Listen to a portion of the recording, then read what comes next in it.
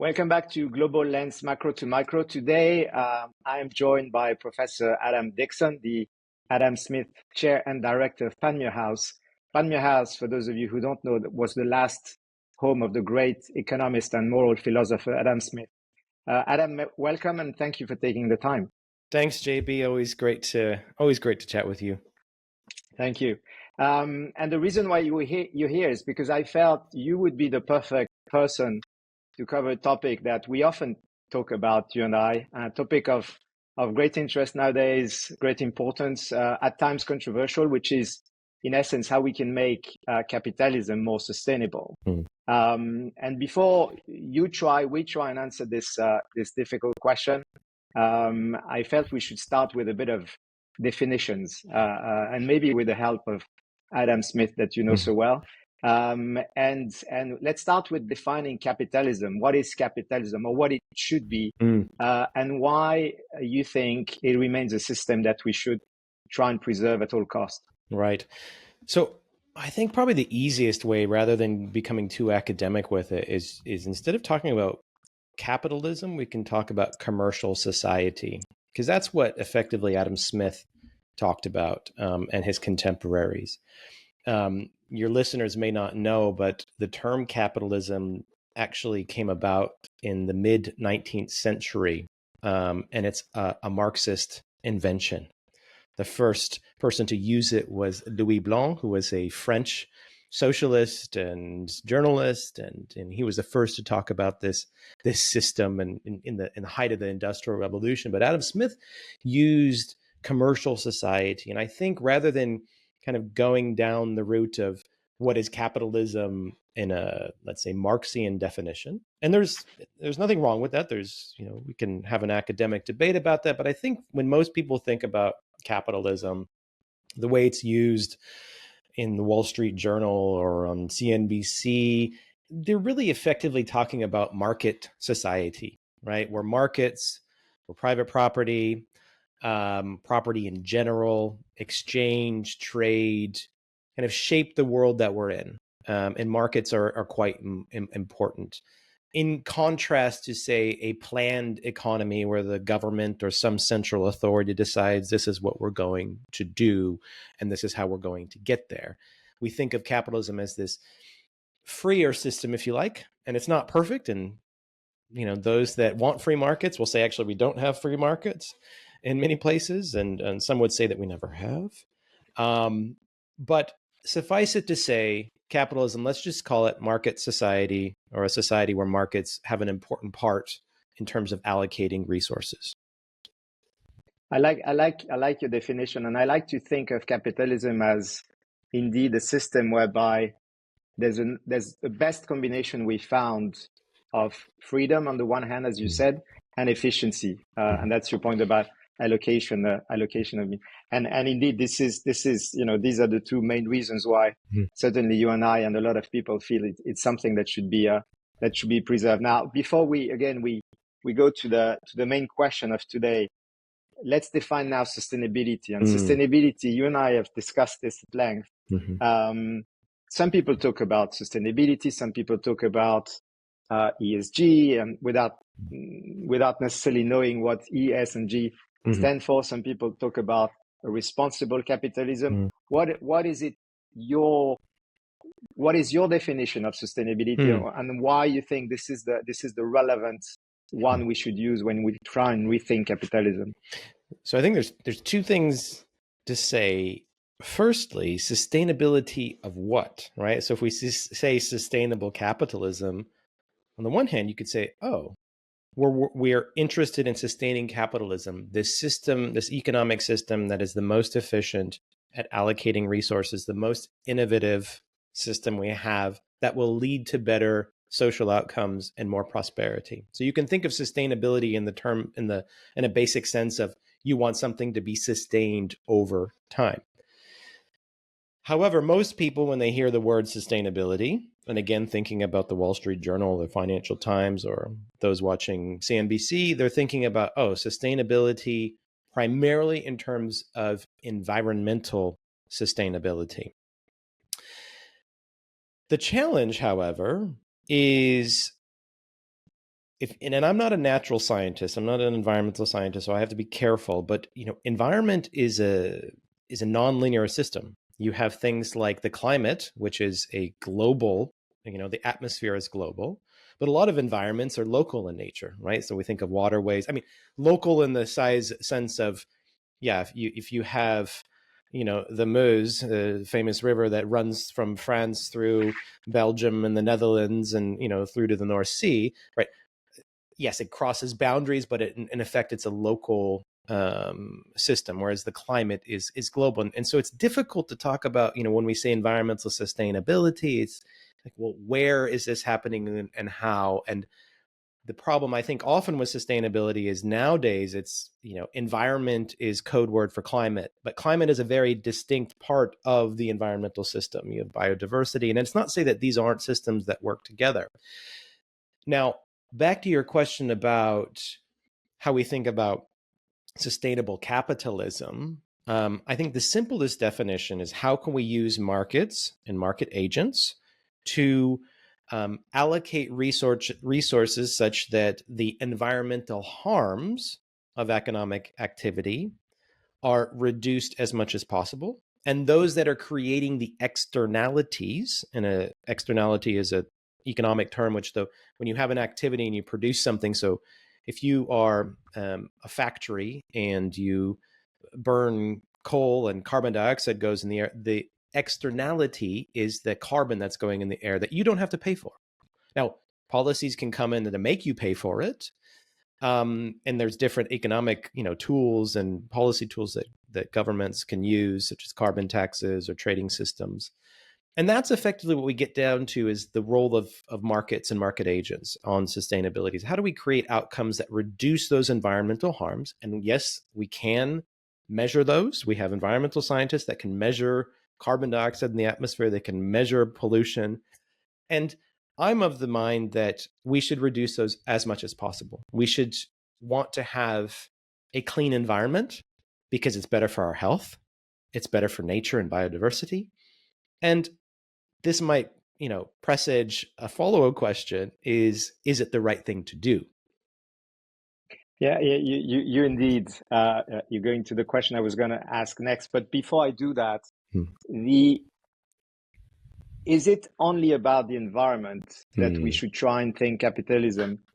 In other words, where do we stop? Because it's all about trying to go back to the roots of capitalism as defined by Adam Smith, in terms of capitalism is how to solve a societal problem in a positive way and in an efficient way. And from there will result a profit. Today, it's a bit upside down. Capitalism is all about profit and short-term profit, and not necessarily obsessed with neither how they solve the problem, nor, as you said, all the negative externalities. And to what extent this is just about the environment or just about some local realities, or to what extent aren't we forgetting about many other aspects, which some people have tried to put into the BEOL ESG acronym, where they put environment, but they also put governance, societal.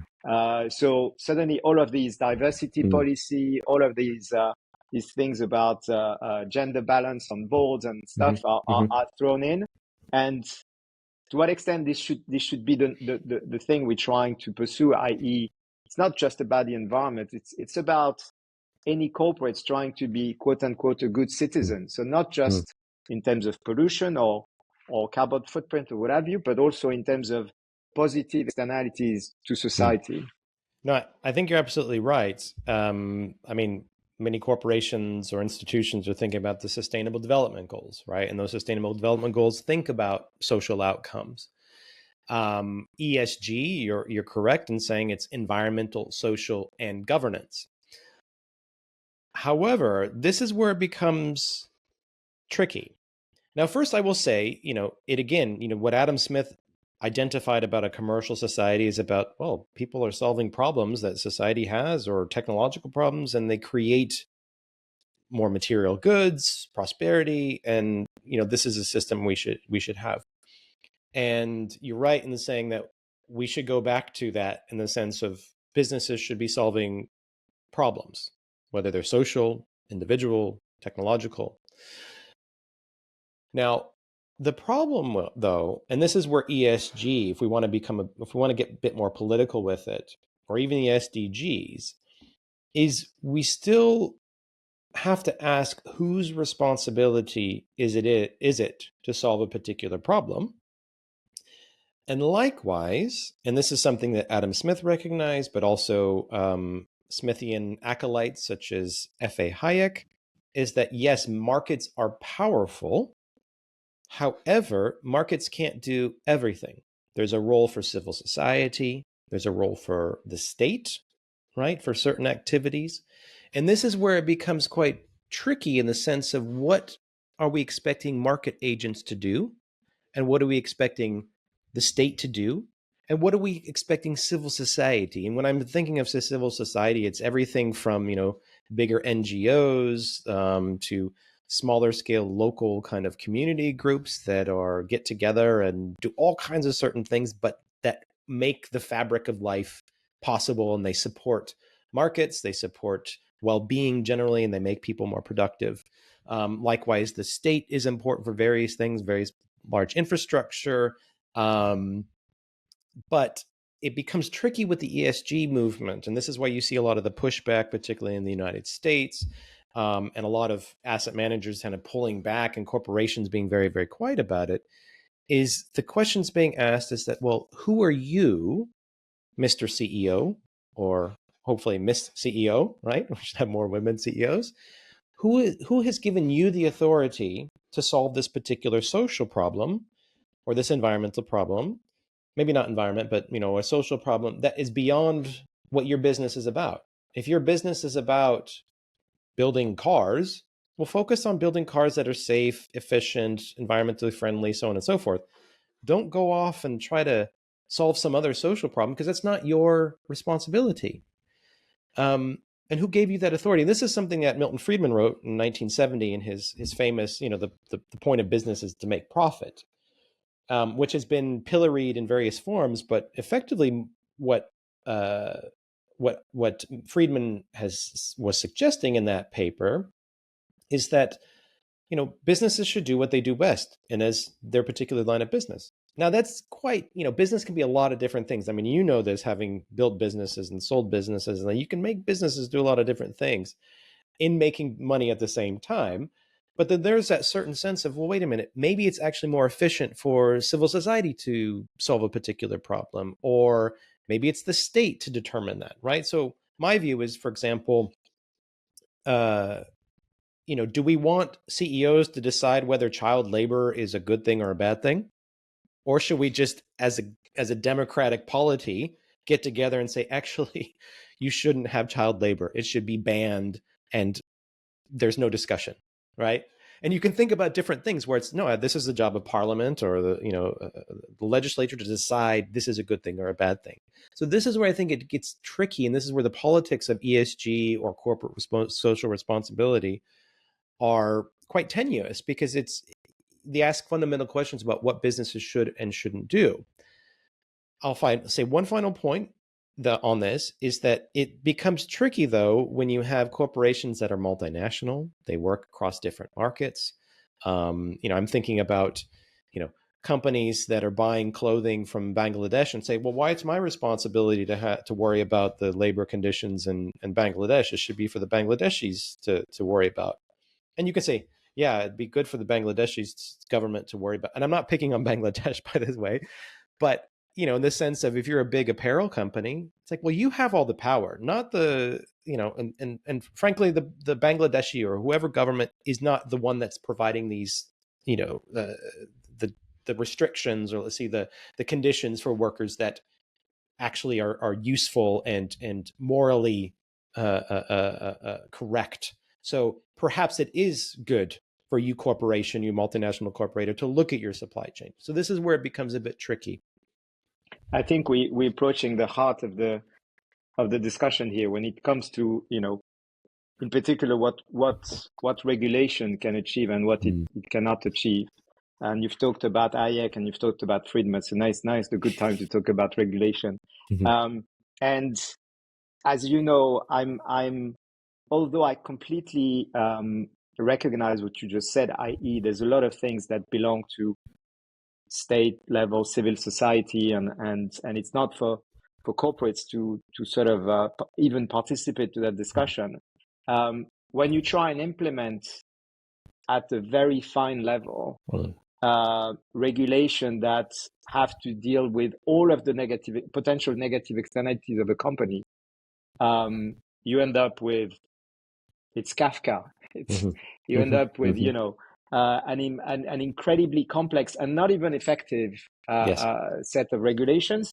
And as you rightly pointed out, especially in a world that is now so global, and where you might regulate something somewhere, but you can't regulate, in the neighboring country, and even in, take European Union, where farmers in France are up in arms and are just, starting a revolution because some of the European-wide regulations haven't been applied the same way in Spain that it has been in France. And therefore, they find that they puts themselves into a non-competitive position because certain pesticides they can't use and things like that. So the reason why I'm picking on that very tiny example is every time you sort of try and solve an aspect of those negative externalities, whether they're environmental, but others, think of health, for example, you end up with an absolute nightmare when it comes to regulations and the way they can be applied. And they're not even effective because, again, most corporates are global and can move their business anywhere else. So if we agree that regulation cannot solve everything, how do we take care of the rest? I.e., how do we reinstill into corporates, even though I agree with you, it's not the CEO's job to legislate child labor, what have you. How do we reinstill at the corporate level something that is in addition to profit? Or are you saying, it's not desirable, we need to find another way? No, I think so. Going back to what I said, I mean, if we think about those three pillars, corporates or private sector, civil society, and the state, I don't think any of them are perfect. So I think a state, and I would include things like the European Union, for example, over-regulate or improperly regulate, that can damage, obviously, the private sector. And there's reasons for that, and that could be simple, the issue of what we'd say in economics of asymmetric information. The parliament doesn't always have all the information, or the legislature doesn't have all the information to understand a really good policy to regulate something. And actually, it's better to let the corporation or groups of economic agents, let's say, decide what is the best course of action. But that can also go wrong, right? So, I'm not a complete libertarian that thinks, just get the state out of there, because we have cases of, capture where, let's say, Boeing, for example, poorly regulated. They all the regulators worked for Boeing at one point, and then what happens? Doors are flying off airplanes and they're crashing for various reasons, right? So I think it's going back, what your point is, the question is like, how do we get companies, right? And this is where I think my view as a market liberal, as a classical liberal, is that what's important is that we have strong and open debate. We have strong civil society. We have a state that's also willing to say, corporations, you should act better. And you also have corporations that are willing to stand up and say, okay, we can act better. And we're going to take information from civil society, even if it's civil society you don't like, right? I mean, I don't particularly agree with Greta Thunberg on many things, but I think activists are fine. I mean, as long as they're not damaging private property or public property and things like that. But I think people that disagree with me or disagree with people that want to bring up an issue and that they're really concerned about, child labor in particular countries, let them speak, right? Let them have their voice. And then we can debate socially about what's the best course of action, right? If it's the case that actually, the corporations and the businesses aren't doing what they need to do. We need to get the government in there. But if the government's not capable or competent, then, well, maybe the corporations do. I don't.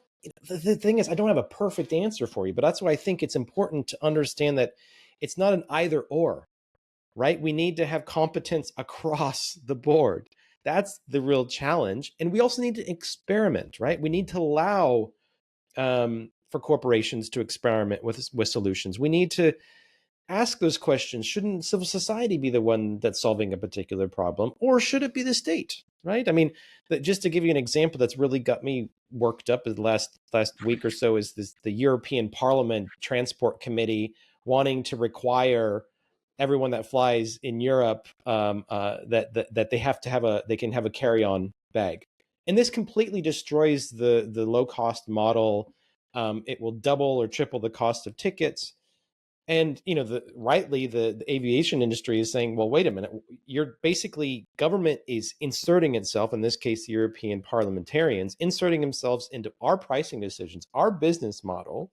And someone from one of the airline trade groups said, okay, what's next, right? You go to a movie theater and you're going to have free popcorn and a drink included? I would say, yeah, if they're going to follow that model, right? And that's an example of where you get parliamentarians thinking that, oh, we're going to solve a particular problem, and there we should do that. However, you can see some good things that have come out of, let's say, just to look at Europe or the European Union.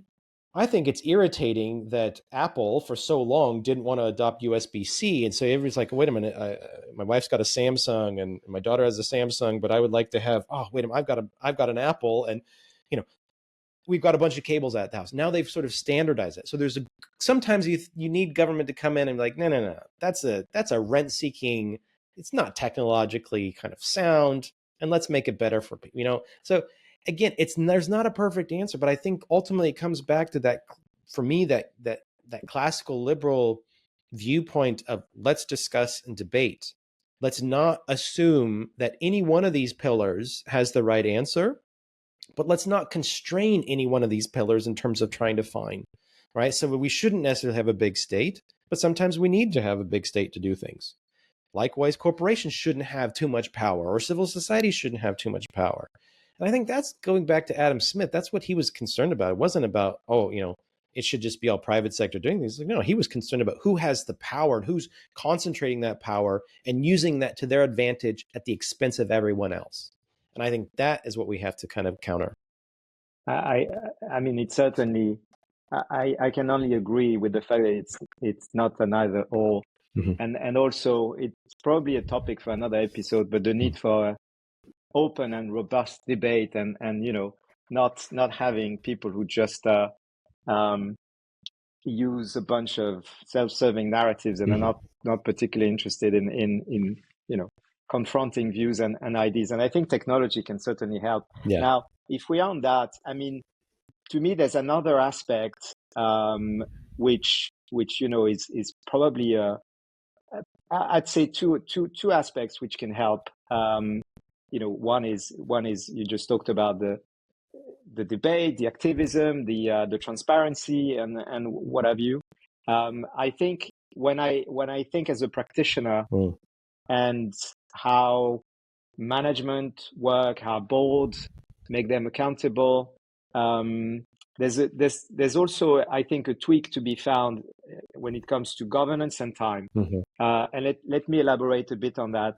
The governance, as in, although I agree with you, it's not an either or, and it's not silly for the state to define what's going to be the mandate of that corporate. I think there should be a framework in which society wants corporate to evolve, and which forces society into a type of governance that's not just focusing on profit and shareholder value. As much as I'm a big admirer of Friedman, and I think his contribution to a lot of things has been critical, I think he misses a dimension of, I don't want to call it higher purpose. It sounds too pompous, but there should be the notion of higher purpose, and there should be the notion of, these are the things you need to report not only to your shareholders, to your directors, but to the society upon. And but without a long regulation with hundreds of KPIs on which they need to be measured, because none of them will ever fit, and the regulation will never be completely solving the issue. So I think there's an element there in terms of governance and how shareholders, directors monitor performance of the management team and the whole employees, and how the whole corporate knows they're being measured and comped against. And then there's an element, as you know, I'm passionate about, which is time horizon. And I think a big part of the issue is linked to the fact that it's too short term. Because the moment, and I saw that, as a PE practitioner, where you need to have a very long-term horizon. You need to have not only a 5-year horizon, but you need also another 5 year after the 5 years, because you'll be selling that asset or IPOing that asset. So the next set of shareholders need to be able to also see, some progress and stuff. So to me, part of the solution is also in stopping the dictatorship of short-termism, especially for listed companies, because the moment you start to elongate your horizon as an investor and as a manager, you start measuring in more all of the externalities. Because let me give you an example. If you produce a lot of plastic waste, where society is going on that. The issue, how much it's an issue, how much it's polluting oceans, it's creating all sorts of health issues for a lot of species out there. So that one day you'll have to either completely change material or have a way to completely recycle your waste. But if you're being forced out of business next year, it's not necessarily helping. If you know you need to do something, but you have 5 years to transition, you may be able to do a good job as a corporate, again, because you're still operating in this, free enterprise environment, where innovation and hard work get rewarded. What's your perspective on these two levels, governance and time? Yeah, I think I agree, and I'll give you an example. In part to plug a book that I'm writing with a colleague of mine on climate change. And one of the arguments that we're going to make is exactly what you just said, is that, well, how do you create that longer time horizon? You give targets, and you give those targets with teeth. And that, now this requires the state or some kind of other higher authority to create those targets. And I think, sadly, it seems that we're turning away from concern for climate change, and there's a bit of sense of like, we're not going to hit it, so who cares? But I think it's unfortunate, because I think if you said to a lot of businesses, listen, and we've tried this, but say by 2040, all businesses in this sector must be carbon neutral, or they must not use plastics or something like that. And I think if we do that and we're serious about that and we don't let it slip, and that civil society is strong, and that the government, and governments are always captured, but if government, sticks to that, and you probably require some international governance on that, create a target, stick to it, and say to business, okay, yeah, you might be doing something bad now, but the technology is there. We know there's a cost, but if you look at it, the cost can be amortized over 15 years. Just get on with it. So I think we need to have that vision, and that goes back to your point too about the short-termism of it. Is that there's that sense of, you mentioned Milton Friedman. I would agree. I mean, I feel like to a certain extent Milton Friedman forgot society a bit. Yeah.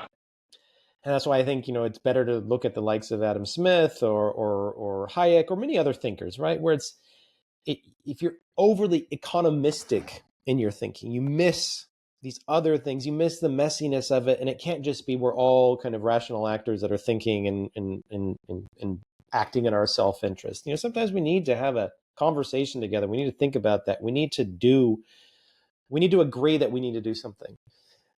Now, I think, and again, going back to one of the earlier questions about sustainability, I mean, it's interesting, the shift in and tone and narrative. And we probably need another hour to discuss this, but there's been a rollback in sustainability efforts. There's still a lot happening, in part because the world is using a lot more energy. You have a lot more growth. You have artificial intelligence that are driving demand for energy and the like.